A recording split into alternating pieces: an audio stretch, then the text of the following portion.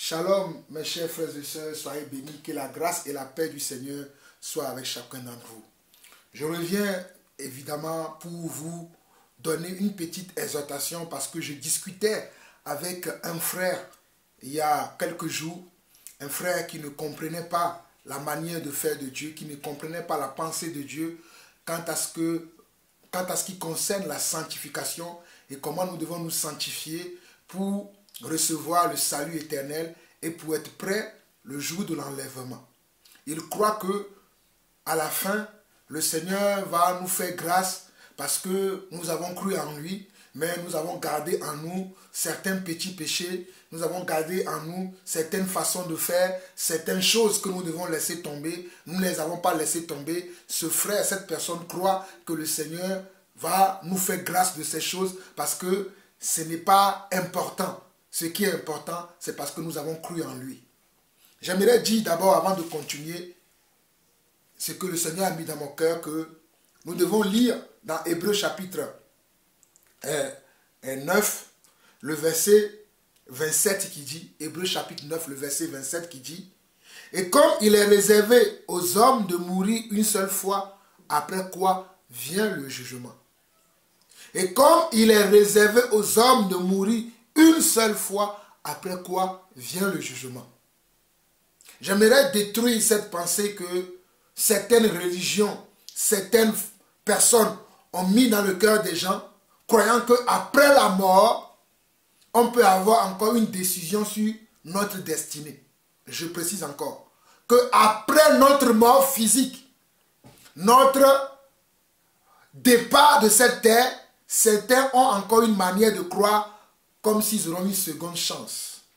J'aimerais que vous compreniez ce passage qui dit, « Et comme il est réservé aux hommes, on ne dit pas aux animaux, on dit bien aux hommes, c'est-à-dire un être qui est fait de chair et de sang. Et comme il est réservé aux hommes de mourir une seule fois, après quoi vient le jugement de Dieu. » Donc le jugement de Dieu vient après ta mort. Une fois que tu es mort, le jugement de Dieu t'attend. Il n'y a plus rien que l'homme pourra faire pour te défendre. Il n'y a plus rien que toi-même tu pourras faire pour te défendre. C'est pendant que tu es en vie que tu peux décider de ton sort, que tu peux décider de là où tu iras après la mort. Mais si pendant que tu vis, tu ne prends pas la décision pour choisir ton sort, après que la mort t'attrape, après que tu meurs, il n'y a rien que l'homme pourra faire pour te repêcher. Parce que le frère me dit que j'ai des péchés mignons. C'est le terme que le frère a employé. Il m'a dit qu'il a des péchés mignons dans sa vie. Et que le Seigneur lui fera grâce.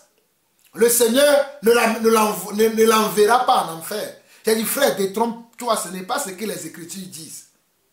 Les Écritures disent que ceux qui commettent le péché ne pourront pas voir la présence de Dieu, ne pourront pas aller dans la présence de Dieu. On dit l'incorruptibilité. Selon 1 Corinthiens chapitre 15, on dit l'incorruptibilité. C'est ça que Dieu attend de nous. On doit être incorruptible. Mais la corruptibilité ne pourra pas bénéficier du royaume de Dieu. Tu dois être incorruptible.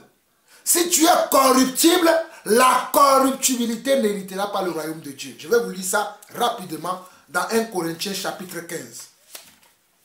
1 Corinthiens chapitre 15 dit ceci.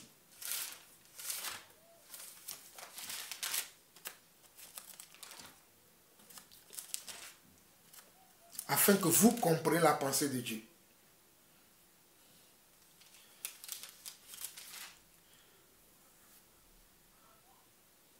« 1 Corinthiens chapitre 15 à partir du verset 51 dit ceci. « Voici, je vous dis un mystère. Nous ne mourrons pas tous, mais tous nous serons changés. En un instant, en un clin d'œil, à la dernière trompette, la trompette sonnera. Et les morts ressusciteront incorruptibles et nous serons changés. Car il faut que ce corps corruptible, car il faut que ce corps corruptible révèle l'incorruptibilité et que ce corps mortel revêt l'immortalité. La corruptibilité, c'est le péché. Qu'est-ce qui fait que ce corps est corruptible? Mais c'est le péché qui demeure dans ce corps, qui fait que ce corps est corruptible. Donc il faut que je me débarrasse de la corruptibilité. Si je veux voir Dieu, si je veux être dans la présence de Dieu, il faut que je me débarrasse de ce corps. Regardez bien. 1 Corinthiens chapitre 15, verset 51 au verset 58 dit: Voici, je vous dis un mystère. Nous ne mourrons pas tous, mais tous nous serons changés. En un instant, en un clin d'œil, à la dernière trompette, la trompette sonnera et les morts ressusciteront incorruptibles. Et nous serons changés. On dit, et les morts? Quels morts? Les morts en Christ. Les morts en Christ ressusciteront incorruptibles et nous serons changés. Si tu es encore vivant et que la trompette sonne, tu seras changé. Ton corps là, mon corps que vous voyez là, va revêtir l'incorruptibilité. Verset 53 de 1 Corinthiens chapitre 15. Car il faut que ce corps corruptible revête l'incorruptibilité et que ce corps mortel revête l'immortalité. Lorsque ce corps corruptible aura revêtu l'incorruptibilité et que ce corps mortel aura revêtu l'immortalité, alors s'accomplira la parole qui est écrite. La mort a été engloutie dans la victoire. Ô mort, où est ta victoire? Ô mort, où est ton aiguillon? L'aiguillon de la mort, c'est le péché. Et la puissance du péché, c'est la loi. Regardez bien, verset 55. Ô mort, où est ta victoire? Ô mort, où est ton aiguillon? L'aiguillon de la mort. L'aiguillon de la mort, c'est le péché. La corruptibilité, c'est ce qui nous amène de commettre le péché. Et le péché nous donne la mort, la séparation éternelle avec Dieu. C'est le péché qui nous donne la mort, la séparation éternelle avec Dieu. Mais Jésus-Christ est venu pour nous, comment? Pour nous racheter de la séparation éternelle avec Dieu, afin que nous ne mourrons plus. Jésus-Christ est venu nous racheter de la mort, et il nous a enseigné la manière dont nous devons marcher. Et nous devons nous sanctifier. Pour ne plus être corruptible, nous devons nous sanctifier. Pour ne plus être corruptible, nous devons nous éloigner du péché. Nous devons laisser tomber le péché.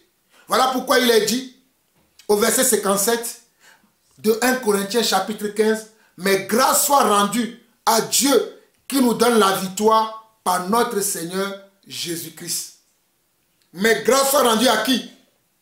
À Dieu qui nous donne la victoire par notre Seigneur Jésus-Christ. La victoire sur qui? La victoire sur le péché.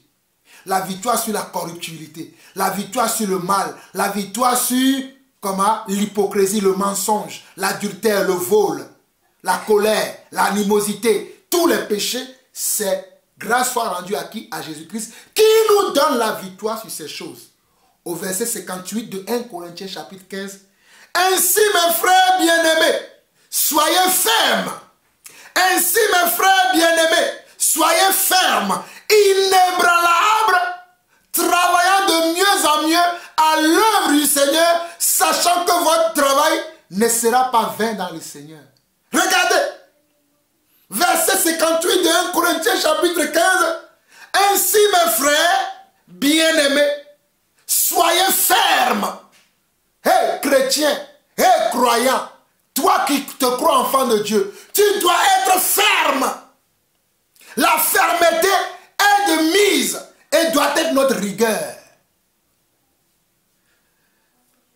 Ainsi mes frères bien-aimés, soyez fermes, inébranlables, travaillant de mieux en mieux à l'œuvre du Seigneur. L'œuvre du Seigneur c'est quoi? C'est que le Seigneur fait dans ta vie. C'est ça qu'on appelle l'œuvre du Seigneur. l'œuvre que le Seigneur fait dans nos vies là, nous devons travailler de mieux en mieux dans cette œuvre là. Et ne pas dire, moi j'ai des péchés mignons, comme le frère m'a dit, et il m'a donné l'exemple. Tu sais que quand il y a un examen, il y a des gens qui sont admissibles, ils sortent d'emblée. Mais il y a d'autres, ils viennent au rattrapage et après, ils vont à la même place où les gens qui sont sortis d'emblée là où ils vont. Et dit, hey, mon frère, le diable t'a trompé. Et dit, hey, mon ami, le diable te trompe. Le ciel ne sera pas comme ça. Le ciel, il faut être dans ceux qui sont sortis d'emblée. Il n'y aura pas d'admissibilité au ciel. Dans le ciel, il n'y a pas de rattrapage. Pour aller au ciel, il n'y aura pas de rattrapage. Mon frère, toi qui vis encore dans le péché, ma soeur, toi qui pêches encore, pensant que le Seigneur va te repêcher. Le Seigneur, par ma bouche aujourd'hui, te prévient. Il n'y aura pas de rattrapage. Change. Aujourd'hui même, quand tu entends sa voix, n'endurcis pas ton cœur. Aujourd'hui même, quand tu écoutes sa voix, n'endurcis pas ton cœur. Tourne le dos au péché, refuse le péché, refuse le mal, refuse tout ce qui est contraire à la volonté de Dieu. Viens au Seigneur, mon frère, viens au Seigneur, ma soeur. Abandonne le péché. La trompette va sonner bientôt. La trompette va sonner bientôt. Regardez 1 Corinthiens 15, verset 58. Ainsi, mes frères bien-aimés, soyez fermes, inébranlables, travaillant de mieux en mieux à l'œuvre du Seigneur, sachant que votre travail ne sera pas vain dans le Seigneur. Peut-être ce n'est pas assez clair pour vous. Je vais lire encore un passage rapidement. Merci Seigneur pour la manière dont tu me conduis. Je bénis ton nom parce que tu m'as mis dans mon cœur. Exhorte tes frères parce qu'il y en a que le diable est en train de tromper. Dans 1 Thessaloniciens chapitre 4, le verset 13 au verset 18, rapidement écoutez. Nous ne voulons pas, frères, que vous soyez dans l'ignorance au sujet de ceux qui sont décédés, afin que vous ne vous affligiez pas comme les autres qui n'ont pas d'espérance. Donc il y a des gens qui ont de l'espérance, mais il y en a qui n'ont pas d'espérance. Mon espérance, c'est que je m'attends à être enlevé, à être avec le Seigneur. C'est ça mon espérance. Mais il y en a qui n'ont pas cette espérance-là. Voilà pourquoi Paul dit, dans 1 Thessaloniciens chapitre 4, le verset 13, il dit, nous ne voulons pas, frères, que vous soyez dans l'ignorance au sujet de ceux qui sont décédés. Nous ne voulons pas que vous soyez dans l'ignorance. Nous ne voulons pas que vous oubliez ça. Nous ne voulons pas que vous ne gardiez pas ça à l'esprit. Afin que vous ne vous affligiez pas comme les autres. Il y a les autres. Moi, je ne suis pas parmi les autres. Je suis parmi ceux-là qui ont de la connaissance, qui savent leur destinée. Je sais là où je vais. Je connais ma destination. Je ne combats pas pour ne pas aller à une destination qui est différente des autres. Non, je combats pour aller à une destination différente des autres. Verset 14. Car si nous croyons que Jésus-Christ est mort et qu'il est ressuscité, croyons aussi que Dieu ramènera par Jésus et avec lui ceux qui sont décédés. Car si nous croyons que Jésus est mort et qu'il est ressuscité, croyons que Jésus ramènera aussi avec lui ceux qui sont décédés. Voici en effet ce que nous déclarons d'après la parole du Seigneur. Ce n'est pas d'après ma parole, mais c'est d'après la parole du Seigneur. Voilà ce que les apôtres, voilà ce que les Écritures déclarent. Voici en effet ce que nous déclarons d'après la parole du Seigneur. Nous les vivants restés pour l'avènement du Seigneur, nous ne devancerons pas ceux qui sont décédés. Car le Seigneur lui-même a un signal donné à la voix d'un archange et au son de la trompette de Dieu descendra du ciel et les morts en Christ ressusciteront premièrement. Et les morts en Christ. Pourquoi les autres, pourquoi il n'a pas dit et les morts ressusciteront? Pourquoi on n'a pas dit et les morts ressusciteront? Mais il a été précisé. Il y a une précision. Et les morts en Christ, même si tu dois mourir mon frère, même si tu dois mourir ma soeur, meurs dans le Seigneur. Ne meurs pas en dehors du Seigneur. Ne meurs pas dans le péché. Sinon tu auras combattu en vain. Mais il faut mourir dans le Seigneur. Il faut mourir dans la foi. Il faut mourir dans la sanctification. Il faut mourir dans la crainte de Dieu. Mais si tu meurs en dehors de Dieu, tu ne verras pas le Seigneur. Voilà pourquoi il est écrit au verset 16. Car le Seigneur lui-même a un signal donné à la voix d'un archange et au son de la trompette de Dieu descendra du ciel et les morts en Christ ressusciteront premièrement. Ensuite, nous les vivants, regardez bien, ensuite nous les vivants, restés, nous serons tous ensemble, regardez bien, ensuite nous les vivants qui seront restés. Nous les vivants qui seront restés veut dire, nous les vivants qui seront au rendez-vous lorsque la trompette sonnera, si nous ne sommes pas morts, c'est ça ce que ça veut dire. Nous les vivants qui seront restés, nous serons tous ensemble enlevés avec eux, c'est-à-dire avec Jésus et les premières personnes qui sont ressuscitées, les premières personnes en Christ qui sont ressuscitées, qui sont morts en Christ qui sont ressuscités. Ensuite, nous les vivants qui seront restés, nous serons tous ensemble enlevés avec eux sur des nuées à la rencontre du Seigneur dans les airs. Et ainsi, regardez bien, et ainsi, nous serons toujours avec le Seigneur. Et ainsi, nous serons toujours avec le Seigneur. Nous n'aurons plus de maladie, nous n'aurons plus de dette, tout sera fini, nous serons tout le temps avec le Seigneur. Et on nous dit, verset 18, consolez-vous donc les uns les autres avec ces paroles. On va lire un passage dans Hébreux chapitre 10. Très rapidement, Hébreux chapitre 10 dit ceci. Verset 26 au verset 30. Car si nous péchons volontairement, après avoir reçu la connaissance de la vérité, car si nous péchons volontairement, je pêche, après avoir reçu la connaissance de la vérité, il ne reste plus de sacrifice pour les péchés, mais une attente terrible du jugement et l'ardeur d'un feu qui dévorera les rebelles. Ce sont les rebelles qui pêchent. Alors mon frère, alors ma soeur, quitte la rébellion. La rébellion n'est pas du royaume de Dieu. Ne dis pas que j'ai un péché mignon, que Dieu va me pardonner le péché mignon, parce que Dieu est compatissant, Dieu est miséricordieux. C'est vrai, Dieu est compatissant, Dieu est miséricordieux. Voilà pourquoi il nous envoie vous dire la vérité. La réalité de ce qui va se passer. Voilà pourquoi il nous envoie vous le dire, afin que vous sortez de toute forme de raisonnement et de religiosité et que vous reveniez à lui dans la vérité. Il dit, Hébreux 10, verset 26, car si nous péchons volontairement, après avoir reçu la connaissance de la vérité, il ne reste plus de sacrifice pour les péchés, mais une attente terrible du jugement et l'ardeur d'un feu qui va dévorer les rebelles. Ou bien qui dévorera les rebelles. Celui qui a violé la loi de Moïse meurt sans miséricorde sur la déposition de 2 ou de 3 témoins. Celui qui a violé la loi de Moïse meurt sur la déposition de 2 ou de 3 témoins.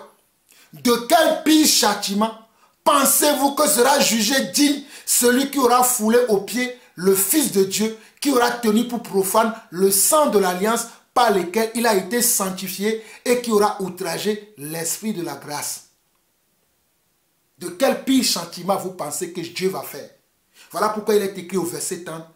Car nous connaissons celui qui a dit, à moi la vengeance, à moi la rétribution, et encore le Seigneur jugera son peuple. Verset 31 où nous allons nous arrêter. C'est une chose terrible de tomber entre les mains du Dieu vivant. C'est une chose terrible de tomber entre les mains du Dieu vivant. C'est une chose terrible de tomber entre les mains du Dieu vivant. Arrête le péché. Ne dis pas que j'ai des péchés mignons. Ne dis pas que je vais garder telle chose. Parce que dans le monde, quand on n'est pas sorti, quand on n'a pas réussi du premier coup le bac, il y a une deuxième chance où tu vas passer l'oral. Et après l'oral, tu peux obtenir le bac. Donc tu crois qu'au ciel, c'est aussi la même chose. Hey, le ciel n'est pas comme la terre. Le ciel a ses principes. Le ciel a ses comportements, a sa manière, a ses lois, a ses règles. Les règles de la terre n'ont rien à voir avec les règles du ciel. Les règles du ciel, c'est la foi. C'est la manière dont tu as marché. C'est la manière dont tu as obéi au Seigneur. Voilà pourquoi Hébreux 10, le verset 26 au verset 31 dit ceci. Je relis une fois encore. Car si nous péchons volontairement, après avoir reçu la connaissance de la vérité, il ne reste plus de sacrifice pour les péchés, mais une attente terrible du jugement de Dieu et l'ardeur d'un feu qui dévorera les rebelles. Celui qui a violé la loi de Moïse meurt sans miséricorde sur la déposition de 2 ou de 3 témoins. De quel pire châtiment pensez-vous que sera jugé digne celui qui aura foulé aux pieds le Fils de Dieu, qui aura tenu pour profane les sangs de l'alliance par lesquels il a été sanctifié? Tu as été sanctifié, mon frère. Tu as été sanctifié, ma soeur, en acceptant Jésus comme ton Seigneur. En acceptant la main tendue du Seigneur, tu as accepté de marcher avec lui, de marcher dans ses voies, de fuir maintenant le mal. Voilà pourquoi il est dit au verset 30 et au verset 31, car nous connaissons celui qui a dit, à moi la vengeance, à moi la rétribution, et encore le Seigneur jugera son peuple. C'est une chose terrible de tomber à les mains du Dieu vivant. C'est une chose terrible de tomber à les mains du Dieu vivant. Mes frères, j'aimerais vous encourager à fuir ceux qui vous disent qu'il y aura une deuxième chance. Pour vous qui ne marchez pas selon les Écritures, pour vous qui ne marchez pas selon l'Esprit de Dieu, pour vous qui gardez les péchés en vous et que vous croyez que vous aurez une seconde chance au ciel, le Seigneur m'envoie te dire, on t'a trompé, on t'a menti. C'est le moment de recadrer ta vie. C'est le moment de redimensionner les choses que tu vas suivre. C'est le moment de savoir comment tu dois marcher. Parce qu'on t'a menti, il n'y aura pas un rattrapage quelconque au ciel. Il n'y aura pas un rattrapage quelconque au ciel. Mon frère, ma soeur, il n'y aura pas un rattrapage. Repentons-nous, repentons-nous, repentons-nous pendant qu'il est encore temps. Revenons dans les voies droites du Seigneur. Car il est réservé à l'homme de mourir une seule fois. Après quoi vient le scellé de Dieu. Le scellé. Le scellé de Dieu arrive. Le scellé de Dieu arrive. Le scellé de Dieu arrive. Repentons-nous. Repentez-vous. Repentons-nous. Repentez-vous. Que celui qui a des oreilles entende ce que l'Esprit dit à son Église. Shalom, shalom et shalom.